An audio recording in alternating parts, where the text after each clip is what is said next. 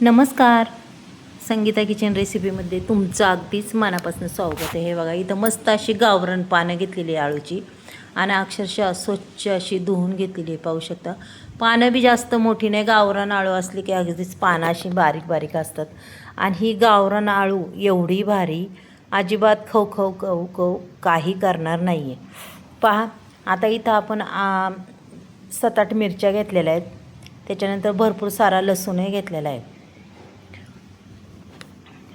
त्याच्यानंतर इथं अर्धा चमच्याचा माना जिरी टाकायची पहा आपल्याला.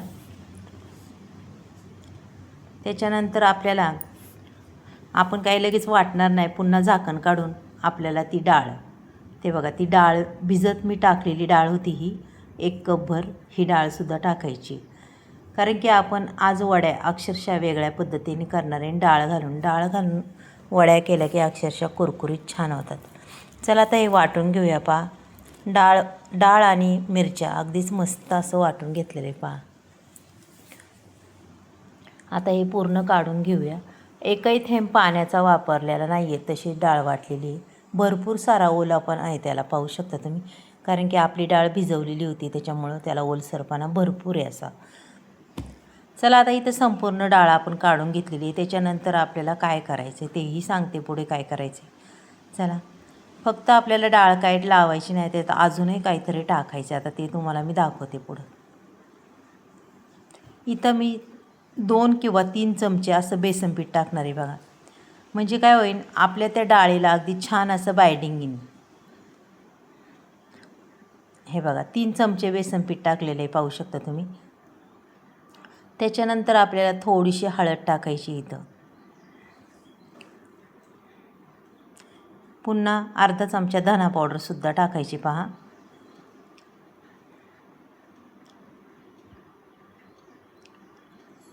त्याच्यानंतर सफेद तीळ टाकायच्यात आपल्याला 2 चमचे पहा. त्याच्यानंतर थोडीशी बेडगी मिरची पावडर कलरसाठी टाकायची बरं का. आणि मग टाकायचे चवीनुसार मीठ. आता हे सगळं टाकून घेतल्याच्या नंतर आपल्याला हे संपूर्ण असं मस्त असं फेटून घ्यायचं आहे बरं का. याच्यात काय आपण चिंच वगैरे गूळ वगैरे असं काहीही घालणार नाही आहे.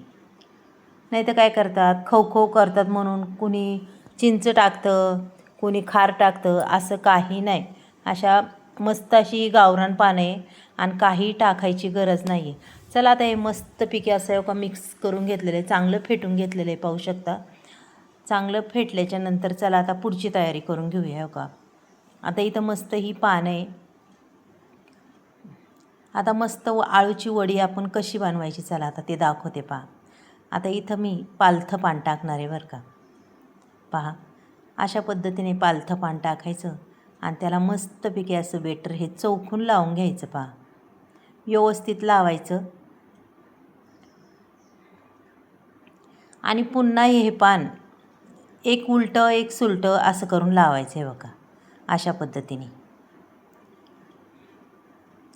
म्हणजे काय होतं, सगळीकडून सारखी बाजू येते आपली आळूची पानाची. आता पुन्हा एक सुईचं लावायचं, हे बघा.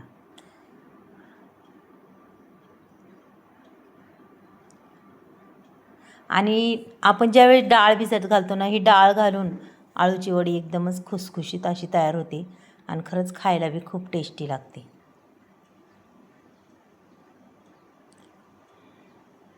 हे बघा, अशा पद्धतीने आता मी काय करणार आहे, ह्या दोन्ही साईडच्या कडा आपल्याला अशा मुडपून घ्यायच्यात पहा. आणि पुन्हा त्याला आपलं थोडं थोडं हे बेटर केलेलं लावायचे. त्याच्यानंतर वरची बाजू अशी मुडपायची आणि ज्यावेळेस वळकुटी करायची ना, त्यावेळेस इकडची साईडसुद्धा दाबून धरायची बरं का आपल्याला. कारण की दाबून जर नाही धरली तर आपली ही साईड निसटू शकते, हे बघा. म्हणजे असं एकदम घट्ट अशी वळकुटी करीत घ्यायचं. म्हणजे आळूच्या पानामध्ये भरपूर फरक आहे. आळूच्या वड्या करताना आपण दरवेळेस वेगवेगळ्या पद्धतीने करतो. हे बघा, त्याच्यानंतर एखादं पान निघालेलं असलं की त्याला पुन्हा हे करायचं, थोडंसं लावायचं आणि चिकटून टाकायचं. हे बघा अशा पद्धतीने मी सगळ्या वड्या तुम्हाला करून दाखवणार आहे पहा. आणि वड्या आपल्या करून झालेल्याच आहे. आता इकडं कढईमध्ये आदानसुद्धा ठेवलं आहे पाहू शकता. त्याच्यानंतर ह्या चाळणीमध्ये आपल्या किती वळकुट्या झाल्या, 4 वळकुट्या झालेल्या आहेत. आता ह्या 10 मिनटं तरी मस्त अशा वाफळून द्यायच्या बारीक गॅस करून. चला पाहूया आपण आता. मस्त वाफळून झालेल्या आहेत पहा आणि थंड बी झाल्यात. हे बघा अजिबात एवढ्या चिकटल्या नाही, काय नाही, मस्त सरकरी निघाल्या. मग नुसते जर बेसन पिठाच्या असतात तर त्या नक्कीच चिकटतात पाहू शकता. पण ह्या डाळीची वडी अजिबात चिकटत नाही आहे. चला आता ह्या वड्या आपण अगदी मस्त अशा चिरून घेऊया पहा. मी आता तुम्हाला इथं एक वळकुटी अशी मस्त चिरून दाखवते.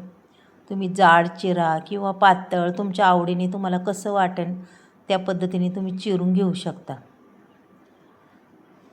कारण की ही आळूची वडी आपण प्रत्येक सोमवारी करतोच, कारण की लागतीस सोमवारच्या दिवशी. आळूची वडी, मेथीची भाजी, कारल्याची भाजी, म्हणजे असं सोमवारचं करतो. पहा अगदीच मस्त, अगदी छान अशी शिजलेली वडी ही. अगदी तशी खाल्ली ना तरी घशाला काही प्रॉब्लेम होणार नाही, एवढी भारी झालेली आहे.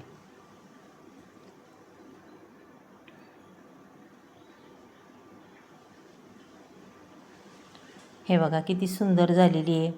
आतमधून आकारसुद्धा किती सुंदर दिसतो या वडीचा. चला आता इकडं तेलही खूप तापलेलं आहे पाहू शकता.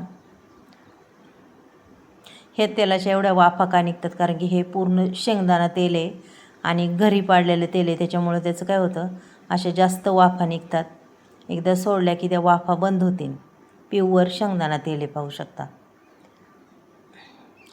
चला आता मस्तपैकी इकडं वड्यात बघा वाफा बी कमी झाल्या, कारण की तेल हे जास्त तापलेलं होतं. वड्या अगदीच मस्त अशा आता फ्राय होतील. लगेच आपल्याला पलटी बी करायच्या नाही. पहा लगेच त्यांचा कलरही चेंज व्हायला लागलेला आहे.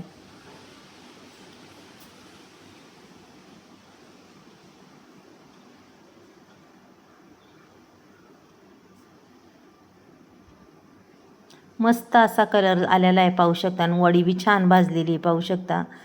एवढी भारी झालेली आहे की त्याचे पदरसुद्धा एवढे फार लूज झाल्यात की सैल होतात आणि पदरही सुटतात पाहू शकता तुम्ही.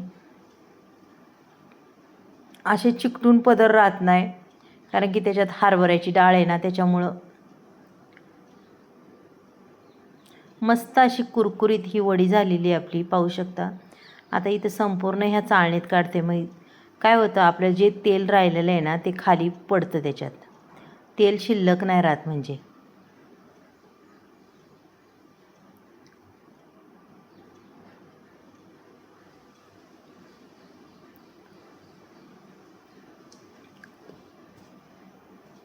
पहा अगदी छान अशा वड्या झालेल्या आहे आपल्या पाहू शकता. आता मी तुम्हाला सगळ्या वड्या करून दाखवते. पहा सुंदर अशा झालेल्या आहेत. रंग बी काही छान आला आहे. भरपूर अशा ताट भरून ह्या वड्या आपल्या झालेल्या आहेत 4 वळकुट्यांच्या पाहू शकता. अक्षरशः म्हणतात ना, मोकळ्या मोकळ्या वड्या कुरकुरीत अशा झालेल्या आहेत पहा. त्यांचे पदर बी इतके छान दिसतात. मग सांगा तुम्हाला आजची रेसिपी जर आवडली असली तर नक्कीच एक लाईक, एक सबस्क्राईब करीत जा. व्हिडिओ पाहता सुद्धा तुम्ही लाईक करू शकता. चला मग आपण उद्या भेटूया. बाय.